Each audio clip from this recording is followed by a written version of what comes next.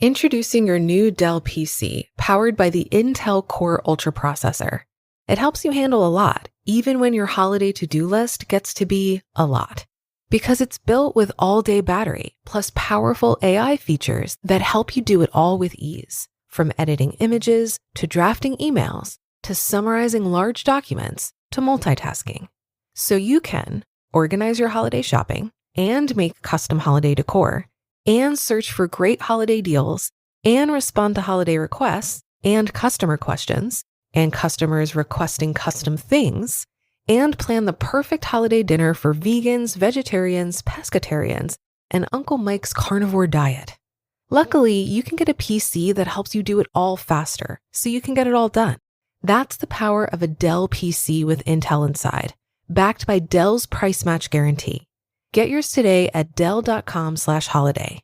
Terms and conditions apply. See Dell.com for details. You're about to make a trade. Which you do you listen to? Is it get optioning those options? Or let's do a little research. Learn more at finra.org/trade-smart. This is Optimal Finance Daily. Investing a large sum of money. What to do, what not to do, and how to invest for FIRE. Part 1 by Christina Browning of ourrichjourney.com. Aman and I talk a lot about investing, mainly because investing is such a vital piece of the FIRE journey. Not only that, but Aman and I think that investing is the key to achieving financial independence. I've made our stance on investing pretty clear so far. For us, index funds and ETFs are the way to go. But this method of investing isn't the only way to reach your financial independence goals, especially if you have a large sum of money to work with. So let's get into this. Have you found yourself with a larger chunk of money? Maybe you recently came into an inheritance. Maybe you received an unusually large tax return. Maybe you have an investment that just spurs a lot of money that you came into all at once. Whatever the reason, if you find yourself in this situation, and if you focus on investing your large chunk of money the right way, you'll find that you can really build up your wealth. But if you invest the wrong way, you risk not only losing that money, but additional money as well. So what do you do when you have a large lump sum of money waiting to be invested? What's the best way to invest that money? Well, I'm going to cover 3 main avenues through which you can invest lump sums. But first, let me explain a couple of things you generally do not want to do. What not to do. Number 1, don't just hand your money over blindly to someone to manage. Typically, you don't want to give your money to someone else to manage without first understanding how to invest yourself. You need to get your financial literacy up so that you can fully understand what's being done with your money. If you don't, best case scenario, you could end up paying higher than necessary fees. Worst case scenario, you could be taken advantage of. This is not to say that everyone will jump at the opportunity to swindle you, but you should try to minimize this risk when at all possible by maintaining your financial literacy and by making sure those who are managing your money know that you know what you're talking about. If you have even just a general idea of what should be happening, then you'll be able to more easily spot when something isn't right with your money. Financial literacy is key. Number 2, don't rely on others to make your financial decisions. Don't rely on others to help make financial decisions for you if they don't know anything about your finances.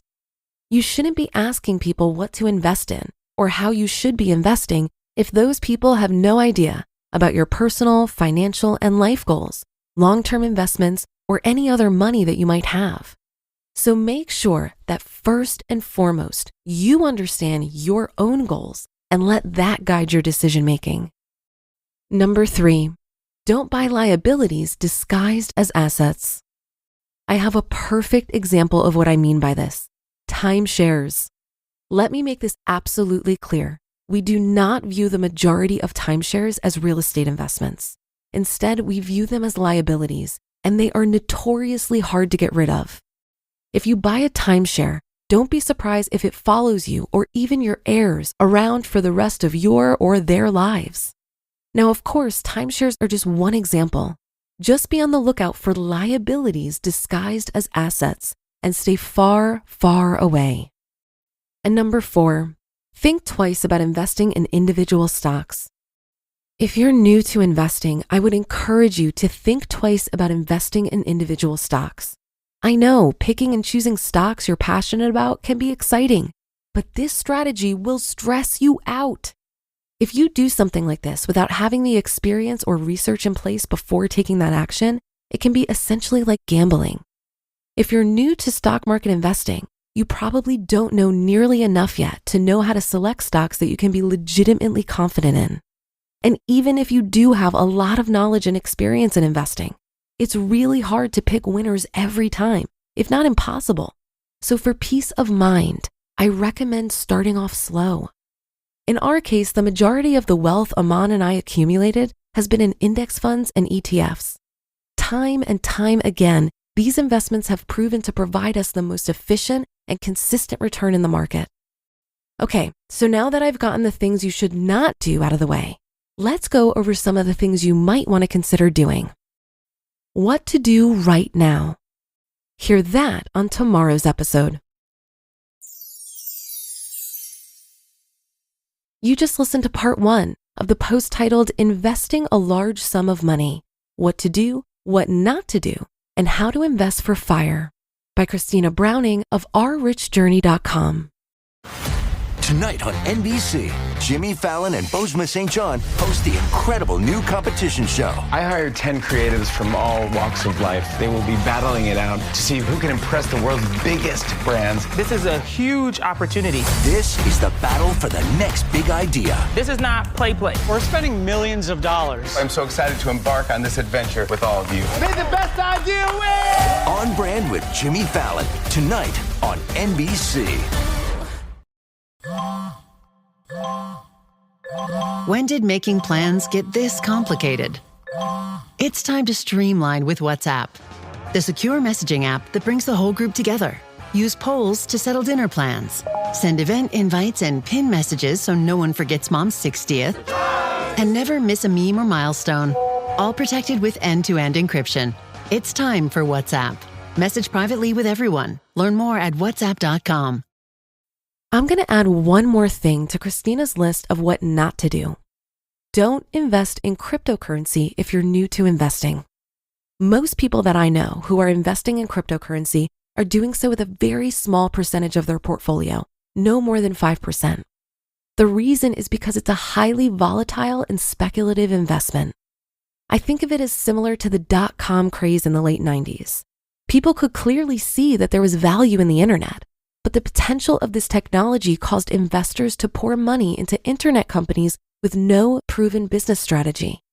Some companies like Amazon survived, but many more completely failed. I'm sure there are going to be some cryptocurrencies that stand the test of time, but I don't trust myself to pick the right one, and I'm not willing to take the time and effort to study it. I also don't feel like I'm at a place in my financial journey where I'm open to taking on more risk than I already have. My asset allocation is 100% stocks, and I've taken a considerable amount of risk investing in my own business. I put crypto in the same category as real estate investing. It's a more complex investment that requires much more effort than my current passive approach with low-fee total market index funds. I had a family member call me recently to ask about crypto. They had a plan to invest $100 per week in some coin that I've never heard of, and they sounded super excited about the potential to win big on this investment. But the issue is that this person is in their late 30s with a considerable amount of debt and no retirement savings. Getting out of debt and investing in retirement vehicles isn't as sexy as crypto, but it's much more likely to lead to financial freedom. Well, that should do it for today. Have a great rest of your day, and I'll see you tomorrow, where we'll finish up this post and where your optimal life awaits.